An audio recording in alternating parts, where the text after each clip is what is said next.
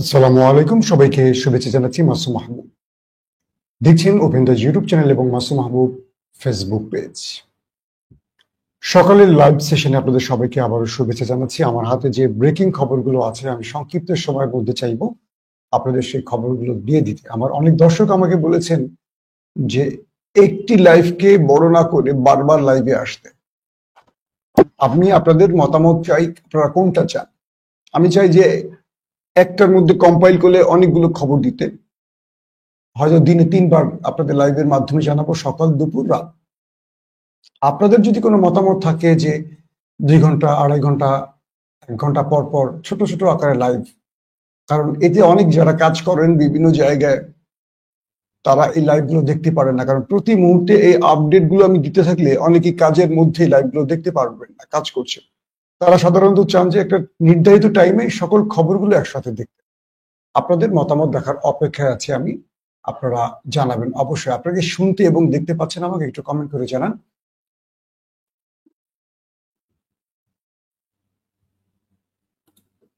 দর্শক, আমার আছে যে ব্রেকিং খবরগুলো আছে। প্রথম যে খবরটি, ইরানের ভেতরে পারমাণবিক সাইডের কাছে 5.2 মাত্রার একটি ভূমিকম্প আঘাত হেনেছে। তবে কি দখলদাররা ইরানের নিউক্লিয়ার সাইট ধ্বংস করে দিয়েছে, নাকি ইরান মাটির নিচে একে পারমাণবিক বা নিউক্লিয়ার টেস্ট চালিয়েছে? এবং ইরান গত রাতে নতুন এক ধরনের নতুন ভেরিয়েন্টের একটি ড্রোন এবং মিসাইলের সফল পরীক্ষা চালালো মানে কি, দখলদার দেশে আক্রমণ চালিয়ে সেই ড্রোন এবং মিসাইল দখলদার দেশটির মধ্যে ব্যাপক তাণ্ডব চালিয়েছে। বলা হচ্ছে দখলদার দেশের বেশ কয়েকটি শহরে সারা রাত ধরে ইরান মশা মেরেছে। বুঝতে পারছেন তো? ঠাস ঠাস করে মেরেছে মশা। দর্শক, পাশাপাশি ভ্লাদিমির পুতিন এবার বলেছেন দখলদার দেশটি এবং তাদের বিশ্ব মোড়লরা পৃথিবীকে তৃতীয় বিশ্বযুদ্ধের দিকে টেনে নিয়ে যাচ্ছে। ইসরায়েলকে থামতে হবে, নতুবা পুরো পৃথিবী ধ্বংস হবে। এবং বিশেষ করে ইরান তার যে সর্বশক্তি দিয়ে এখন আক্রমণ করছে, এটা কোনোভাবে ঠেকাতে পারছে না দখলদার দেশটি, এবং তাদের আকাশ প্রতিরক্ষা সিস্টেমগুলো এখন অকেজ হয়ে গেছে। ইরানের আক্রমণেও সাইরেন বাজছে না, এবং ইরানের কোনো মিসাইল ড্রোনকেও ঠিক মতো ডিটেক্ট করতে পারছে না। সব মিলে আজকের লাইভ সেশনটি প্রথমে বলি, ইরান কিন্তু 65 বা 69-এর এই সময়টার মধ্যেই পারমাণবিক শক্তিধর হয়েছে, কিন্তু ইসরায়েল কখনো স্বীকার করে না তাদের কাছে নিউক্লিয়ার আছে, আবার এটাও বলে না যে আমাদের কাছে নাই। পৃথিবীর একমাত্র দেশ দখলদাররা যারা নির্বিঘ্নে বাধাবিহীন নিউক্লিয়ার তৈরি করেছে, তাদেরকে পশ্চিমা দুনিয়ার কেউ থামতে বলেওনি। সিআইএ প্রথম জানিয়েছে যে দখলদার দেশটির কাছে নিউক্লিয়ার আছে, অর্থাৎ তারা নিউক্লিয়ার বোমা তৈরি করেছে, ওয়ারহেড তৈরি করেছে, এবং তারা এটি বায়ুমণ্ডলে পরীক্ষা চালিয়েছিল, কোন একটি গোপন বায়ুমণ্ডলে। এটিও দখলদাররা কখনো স্বীকার করেনি যে তারা এই পরীক্ষা চালিয়েছে। তো পৃথিবীর সবাই জানে দখলদার দেশের কাছে নিউক্লিয়ার বোমা আছে, কিন্তু তারা কখনো মুখে বলেনি, আবার তারা কখনো বলেনি যে আমাদের কাছে নেই। সাম্প্রতিক প্যালেস্টাইন দখলদার যুদ্ধে ইরানের বেশ কয়েকজন মন্ত্রী মুখ ফুসকে বলে ফেলেছিল, যদি হিজবুল্লাহ বা ইয়েমেন বা ফিলিস্তিনিরা বাড়াবাড়ি বেশি করে তাহলে আমরা নিউক্লিয়ার অ্যাটাক করে বসবো। এইরকম একাধিকবার বলেছিল, একাধিকবার দখলদার মন্ত্রীরা। এর পরপরই মোটামুটি চাপ আসতে শুরু করে, কিন্তু চাপ দেবে কারা? ওরা তো পশ্চিমা দুনিয়ার মূল কি বলবো প্রিয় ভাজন, ওদের তো আসলে চাপ আসবে না। এটা বাংলাদেশ, পাকিস্তান, ইরান, তুরস্ক, মুসলিম কান্ট্রি হলে ওদের জন্য মাথা ব্যথার কারণ হবে। এরপর তার বক্তব্যকে সে পিছিয়ে নিয়ে বলেছে যে না, এটা আমি ভুলক্রমে বলেছিলাম। ভুলক্রমে এরকম কথা কোনো মন্ত্রী বলতে পারে না যদি তার ঘরে পারমাণবিক বা নিউক্লিয়ার বোমা না থাকে। তো বলা আছে যে দখলদার দেশটির কাছে এই মুহূর্তে অ্যাক্টিভ 90টি পারমাণবিক বোমা রয়েছে, 90টি ওয়ারহেড তাদের কাছে আছে দখলদার দেশের কাছে। এবং বলা হচ্ছে 300 থেকে 350 ওয়ারহেড তৈরির জন্য তাদের কাছে ইউরেনিয়াম সমৃদ্ধ করা আছে, আরো তেজস্ক্রিয় বস্তু তাদের কাছে জমা আছে, তারা চাইলে 300 বা 350 বানাতে পারবে। অথচ দেখেন এই দেশটি ইরানে পারমাণবিক প্রযুক্তি ধ্বংসের জন্য উঠে পড়ে লেগেছে, যার নিজের ঘরে গোপন নিউক্লিয়ার বোমা রয়েছে, সে আরেকটি দেশে নিউক্লিয়ার ধ্বংসের জন্য ব্যস্ত হয়ে গেছে।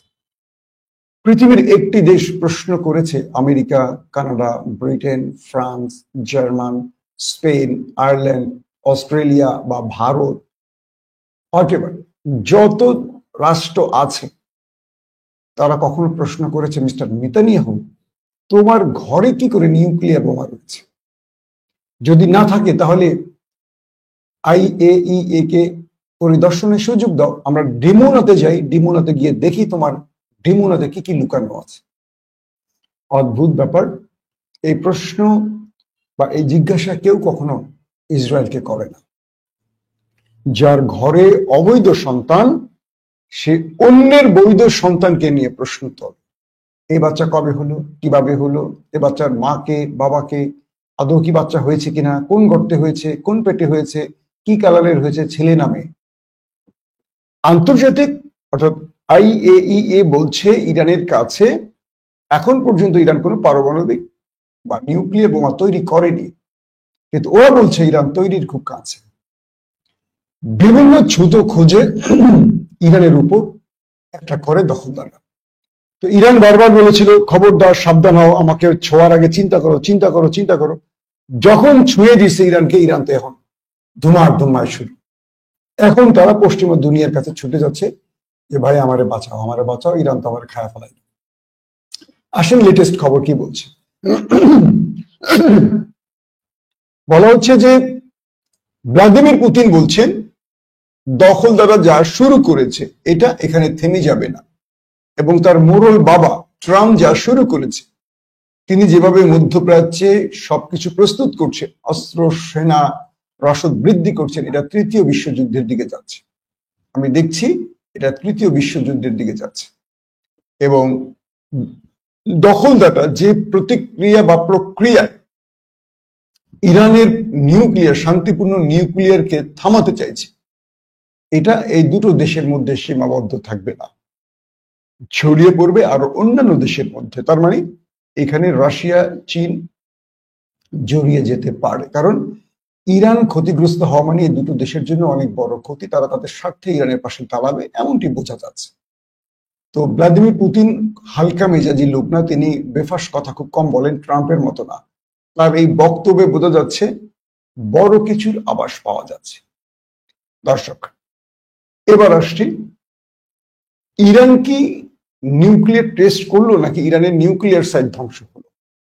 রাতে ইরানের তেহরান থেকে 100 কিলোমিটার দূরে তার যে সবচেয়ে বড় পারমাণবিক কেন্দ্রটি ফোর্দো, কোম শহরে, তো সেই কোম শহরের ফোর্দোর 20 কিলোমিটারের মধ্যে একটি মোটামুটি শক্তিশালী ভূমিকম্প অনুভূত হয়েছে।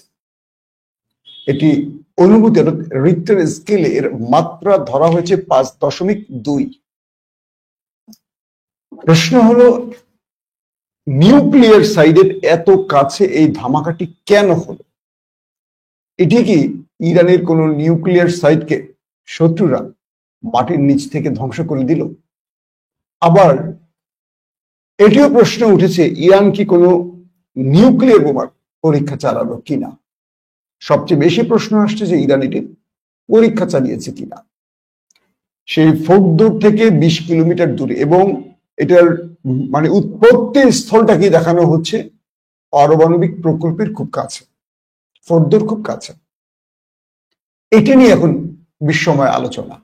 কি ঘটেছিল? এটি কি কোনো প্রাকৃতিক ভূমিকম্প, নাকি ইরানের নিউক্লিয়ার সাইট ধ্বংসের কম্পন, নাকি ইরান নিজেই মাটির গর্তে বা মানে ভূগর্ভস্থ কোনো পারমাণবিক টেস্ট চালালো? এটা নিয়ে এখন রীতিমতো আলোচনা চলছে। অধিকাংশ মাধ্যমগুলো বলছে হতে পারে ইরান কোনো পারমাণবিক টেস্ট চালিয়েছে, অর্থাৎ যে পারমাণবিক বোমাটি ইরান তৈরি করতে যাচ্ছে এটার খুব সন্নিকটে ইরান থাকায় এই আক্রমণ ইরানের উপর দখলদাররা করেছিল এবং ইরান তার সেই নিউক্লিয়ার সাইটকে রক্ষা করতে পেরেছে তার বুদ্ধিমত্তার কারণে, তার প্রস্তুতির জন্য। এবং ইরান অবশেষে একটি ভূমিকম্প দিয়ে বিশ্বকে জানিয়ে দিল যে আমরা টেস্ট করেছি, যারা বোঝার বুঝে নাও। হতে পারে আবার এটিও হতে পারে প্রাকৃতিক ভূমিকম্প, হতে পারে ইরানের নিউক্লিয়ার সাইট ধ্বংস। তবে নিউক্লিয়ার সাইট ধ্বংসের আভাস এখনো পাওয়া যাচ্ছে না, কারণ এই বিষয়টি এখনো ইরান বলছে যে তাদের নিউক্লিয়ার সাইটগুলো অক্ষত আছে, শত্রু কোনো ক্ষতি করতে পারেনি। এখন প্রশ্ন হতে পারে নানান রকম, কারণ একটি ঘটনা ঘটলে নানান রকম প্রশ্নের সৃষ্টি হয়। তাহলে এই নিউক্লিয়ার সাইটের কাছে কেন এটি ঘটলো? দর্শক, এই খবর নিঃসন্দেহে আপনারা পাওয়া খুব কাছে আছেন। এটা যেহেতু আজকে রাতে ঘটেছে, প্রতি মুহূর্তেই খবর আসবে, আন্তর্জাতিক গণমাধ্যমে আসবে, ইরান এটার ব্যাখ্যা দেবে। আমরাও সেই অপেক্ষায় আছি। আর যদি ইরান নিউক্লিয়ার টেস্ট করে থাকে, আর সেটা শত্রু তো অবশ্যই বুঝবে, শত্রুকে তো আসলে মুখে বলতে হবে না। আমি আপনি যদি মামুলি ধারণা রাখি, ওরা তো পূর্ণাঙ্গ ধারণা রাখে। কোন ভূমিকম্প কেন হতে পারে, প্রাকৃতিক ভূমিকম্প আর নিউক্লিয়ার টেস্ট বা হিটের কারণে কি টাইপের ভূমিকম্প, বা এটা যদি সত্যিকার টেস্ট চালিয়ে থাকে সেই ক্ষেত্রে তার কিছু রেডিয়েশন বা কিছু তেজস্ক্রিয়তা অল্প হলেও তো বাতাসে ছড়াবে, এটা তো তারা বুঝতে পারবে। সবকিছু মিলেই ইরানের রাতের এই ভূমিকম্পটা নিয়ে একটা ধ্রুমজাল, একটা সন্দেহ, সংশয়, বিস্ময় তৈরি হয়েছে। এটার উত্তর অবশ্যই প্রত্যেকেই খুঁজতে চাইবে এবং ইরানও হয়তো এটার উত্তর দেবে। দর্শক, আসছি তারপরে ব্রেকিং খবরটি। ইরান গতকালকে রাত থেকে এখন পর্যন্ত যে আপডেট খবর পেলাম, তারা বেশ কয়েক ভেরিয়েন্টের মিসাইল এবং ড্রোন দখলদার দেশে পাঠিয়েছে। ইরান অবাক হয়েছে, মানে ইরান শুধু না, দখলদারও অবাক হয়েছে যে ইরান কালকে যেই ড্রোনগুলো পাঠিয়েছে সেই ড্রোনগুলোর নাম হলো ইসা গাজা 149 বা 147, এরকম একটি নাম। এই ড্রোনটি যখন দখলদারদের মধ্যে অ্যাটাক করে, ইন্টারেস্টিং ব্যাপার, দখলদারদের কোনো সাইরেন বাজতেছিল না। দখলদাররা বুঝতে পারছিল না বা ডিটেক্ট করতে পারছিল না যে আসলে কি হচ্ছে। ড্রোনের পাশাপাশি ইরান তার ক্রুজ মিসাইলও মেরেছে, ব্যালিস্টিক মিসাইলও মেরেছে। তো এই মিসাইলগুলো তাদের বেনগারিয়ানকে মোটামুটি গুড়িয়ে দিয়েছে, হাইফাকে নতুন করে আবারও আক্রান্ত করেছে, পাশাপাশি তেল আবিবের গুরুত্বপূর্ণ সামরিক বেশ কিছু ঘাঁটিকেও অ্যাটাক করেছে। এবং সূত্রগুলো বলছে ইরানের এই আক্রমণে কোনো সাইরেন সিস্টেম কাজ করেনি। এখানেই সন্দেহ তৈরি হচ্ছে নতুন করে যে ইরান আসলে করতে যাচ্ছে কি, বা ইরান এভাবে পৃথিবীর সবচেয়ে বড় প্রযুক্তির দাবিদার, সবচেয়ে ক্ষমতাবান বা সবচেয়ে কি বলবো মজবুত সেনাবাহিনী বা সামরিক প্রযুক্তির মালিক দাবিদার দখলের দেশটিকে এইভাবে ল্যাংটা করে ফেলছে কি করে? তাদের যে 8 থেকে 12টি লেয়ারের আকাশ প্রতিরক্ষা সিস্টেম বসিয়ে তারা তাদের দেশকে অক্ষত রাখতে চেয়েছে, জাতিকে নিরাপদে রাখতে চেয়েছে, আজ তাদের জন্য মহা বিপদ এসেছে। এখন তাদের প্রথম স্তরে যে প্রতিরক্ষা সিস্টেমটি আছে অ্যারো 1, 2, 3, এটি মোটামুটি মিসাইল ফুরিয়ে গেছে, এটি আর কাজ করছে না, অ্যারো আর কাজ করছে না। এরপরে আছে ডেভিড স্লিম, এটি থেমে থেমে মাঝে মধ্যে টুকটাক কাজ করছে। এরপর আয়রন ড্রোন, তারপর একদম থার্ড পর্যন্ত, মার্কিন থার্ড পর্যন্ত আছে। বলা হচ্ছে ইরান কালকে যে ঝাঁকে ঝাঁকে ড্রোন পাঠিয়েছে ইসা গাজা, সেই ড্রোনকে ইন্টারসেপ্ট করতে পারেনি এবং শহরের মধ্যে, দখলদার দেশের মধ্যে সেই অর্থে কোনো সাইরেন বাজেনি। এরপর ইরানি মিসাইলগুলো এসে যখন অ্যাটাক করে তখনও কোনো সাইরেন বাজেনি। এই সাইরেন সিস্টেমকে কি হ্যাক করে ফেলেছে, বা এই সাইরেন সিস্টেমের জন্য যে সাংকেতিক, অর্থাৎ শত্রুর টেরিটরির মধ্যে যখন সন্দেহজনক কিছু প্রবেশ করে বা বিস্ফোরক প্রবেশ করে বা মিসাইল ড্রোন প্রবেশ করে, এটাকে ডিটেক্ট করে সাইরেন সিস্টেমের যে সেন্সর, এটিকে কে ইরান অকেজো করে দিয়েছে? এরকম নানান রকম প্রশ্ন তৈরি হয়েছে। এখন দখলদাররা ভয় পাচ্ছে ইরান যা কিছু করছে, প্রতিদিনই ইরান নতুন নতুন চমক দিচ্ছে ওদেরকে, এবং এই চমকে ওরা আসলে রীতিমতো অবাক হয়ে গেছে। বলা হচ্ছে গ্যালিলি ও হাইফাতে ইরান যে কালকে মিসাইল অ্যাটাক করেছে তার ক্ষয়ক্ষতির পরিমাণ অনেক বেশি। এবং আপনাদের রাতের লাস্ট লাইভে আমি বলেছি যে ম্যাসিভ অ্যাটাক করছে ইরান কাল রাতে, এমন অ্যাটাক করেছে যে হাইফাকে সরিয়ে দিয়েছে। এটা ওদের বাণিজ্যিক নগরী। দখলদারদের বেশ কটি গণমাধ্যমের সূত্র ধরে বলা হয়েছে যে ইরানের এই আক্রমণে দখলদার দেশটির ভেতরে যে অবস্থা তৈরি হয়েছে এখান থেকে সোজা হয়ে দাঁড়ানোর সুযোগ খুব কম আছে। ওরা বলছে যে মানে দখলদারদের কিছু গণমাধ্যম বলছে ভেতরের যে দৃশ্য তৈরি হয়েছে ইরানের আক্রমণে এটি কোনোভাবেই বাইরের দুনিয়াকে জানাতে চাইছে না দখলদার দেশটি।